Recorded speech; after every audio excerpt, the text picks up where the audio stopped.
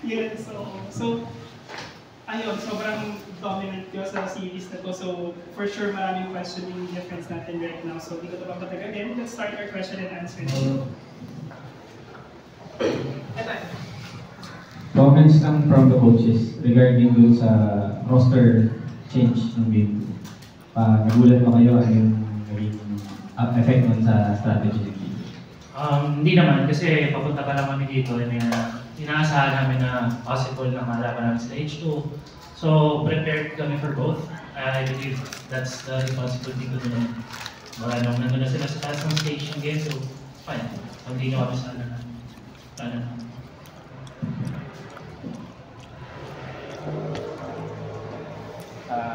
Sa ibang coaches, kay Coach Bob sa Coach Max, ano yung masasabi niyo sa naging performance ng team against Omega for the whole series? Kasi isang beses lang kayo namatay, 6-0 and then 11-2. So, assessment lang. Perfect execution ba or may gaganda pa yung laro ng all? Actually, yung playstyle namin, player din talaga namin. In-expect namin na magagawa talaga ng players yung kasi prepared naman kami. Then, unexpected lang talaga yung mga walang bet or sila ng bet talaga. Yung pinapractice din talaga kasi namin yung paglinis ng close. Kasi sa close-up ng game, kasi yung team kasi malakas talaga na yung early. In comparison dun sa parang naging identity namin before sa Omega na late game. So, mas pinalakas namin yung early ngayon. Tapos, mas pinapulito lang namin kung paano parang mag-stretch ng labang nang walang masyadong casualty. Kaya, good thing na gawa ng mga players.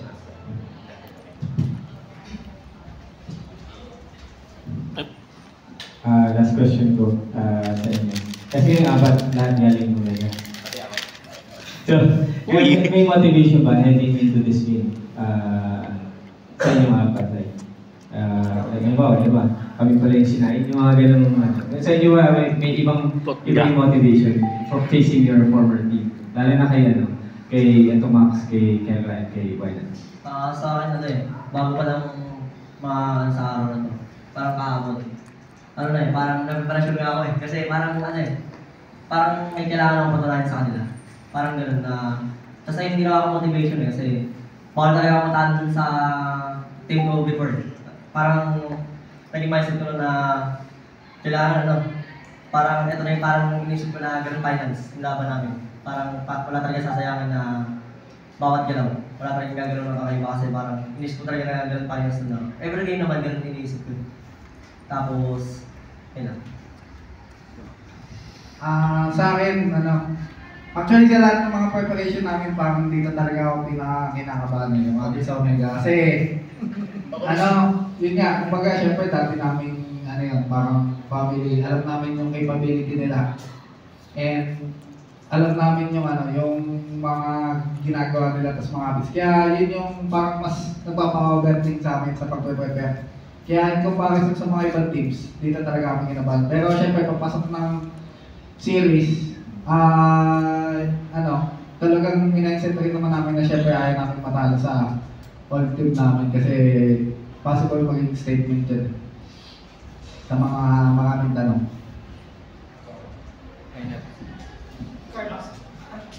Sa akin naman, siguro dinelete ko lang siya sa regular game, to be honest. I mean, ako wala naman akong baggage with Omega. Sobrang grateful ako sa kanila, to be honest. Kasi I spent 3 years of my life with them. So again, I wouldn't be here without them. So sa akin, it's more of setting yung base sa team na lalo na dito sa dalawa. Kasi bang last season, gigil to Gigilan. Itong dalawa actually. Weeks ago, yung start namin December, si Kelra iba yung gigil niya. So more on toning it down para mas focused, kumaga magawa pa rin yung dapat gawin. So, siguro yun lang.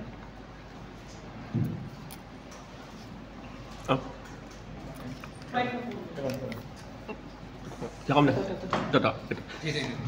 Ako muna. Yun, ay, nahulog. So, let's go back to that game 2 situation. Kasi nga, nagpatunsab yung Omega. Parang, did you intend na dahil nga nagpatunsab sila, nakakatingin na lang siya instead na yung ginawa ng game na slow-paced?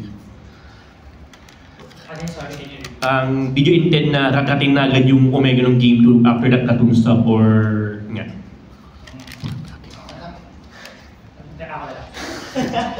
Ako lang. Actually, yung sa amin kasi it's more of kung ano yung mga heroes na pick namin. And ang dictation kasi ng mga heroes namin is to go aggressive. So, kung in-execute lang namin, it's more of, since assassin din sila, more on scaling type, ang pinagkakalaga namin. So, not necessarily switching na ng lineup, it's more of yung heroes na wala.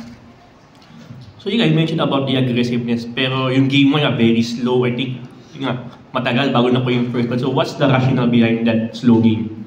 Yan kasi, again, heroes din yung titignan. Setup ng Omega then was to control yung objective fight. Kunin nila yung turtle. Bonus pag yung Martis nila mag-snowball, yun na ang binigay sa kanila. Nag-trade na kami and yun yung kaya tawa kami sa mga players namin kasi they know when to adjust. Kumaga hindi nila pinilit eh. Wala na yung pride na malakas kami kumindot. Walang ganun eh. And yung best possible option, they did it. In-execute nila and yun. Nagmukhang madali. Okay. Good. Thank you. Back-to-back game series na 2-0 kayo. So, tapos nagkataon pa na ngayon ay para kayong tatlong teams na 6 points ngayon. Are you setting a warning for sa mga front runners ngayon like Echo and EVP?